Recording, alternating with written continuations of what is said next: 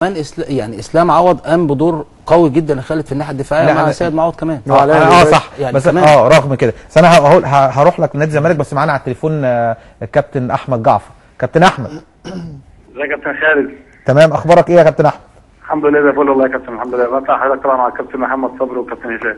ازيك يا بقول لك يعني اولا مبروك على مستواك الفتره الاخيره في المباريات الوديه، واعتقد ايضا النهارده في المباريات الرسميه كنت مميز جدا. وعايز اقول لك سر بقى عشان تعرف ان انا مش سهل وان انا المصادر بتاعتي جامده. فيرا اعتذر لك النهارده وقال لك انا اسف ان انا غيرتك، صح ولا لا؟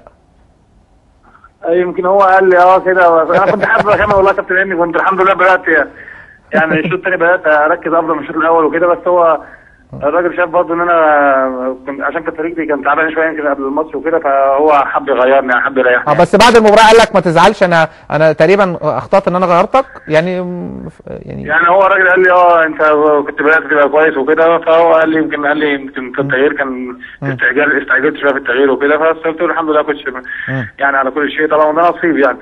طيب كابتن احمد، بصراحه انت على ارض الواقع بتمر بظروف صعبه الفتره الاخيره دي. انت شايف ان الفرقه دلوقتي واقفه على رجليها اكتر من قبل كده؟ يعني ماتش مثلا الاهلي كان كامل زي ما الكابتن هشام حنفي والكابتن صبري قالوا في الماتش الاولاني، واتغلبتوا في اخر 10 دقائق من هدف لابو تريكه، بس حاسس بدنيا وفنيا اللعيبه فايقه اكتر ولا شايف ان ايه؟ النهارده يا كابتن، النهارده الحمد لله رب العالمين المستوى بيزيد جدا، والناس كلها الحمد لله طالعه تشكر في لعيبه الزمالك وكده. النهارده كان مستوى عالي جدا. ده كان بيتطور عن الفتره اللي فاتت كلها.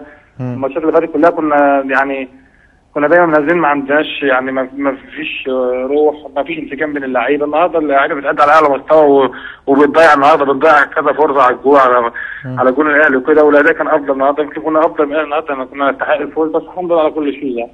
تمام. احمد، نهايه عقدك بنهايه الموسم صح؟ تمام يا كابتن. هل في تفكير في التجديد يعني من دلوقتي عشان تكون مستقر، ولا انت بتفكر نوعا ما يعني مستني نهايه العقد وهتقرر بعد كده؟ لا يا كابتن، انا طبعا موجود في نادي الزمالك، ده نادي ونادي اللي عمل اسم وكده، وانا تحت امر طبعا نادي الزمالك في اي وقت. انا طبعا هم بس ساعه ما يكلموني في التجديد اكيد انا تحت امرهم، ما عنديش اي مشاكل طبعا في نادي الزمالك وكده.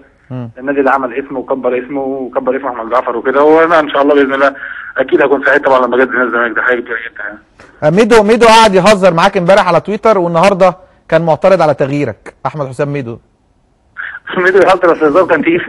قال لك هيلبس تيشيرت بامبي ازاي يعني بينك؟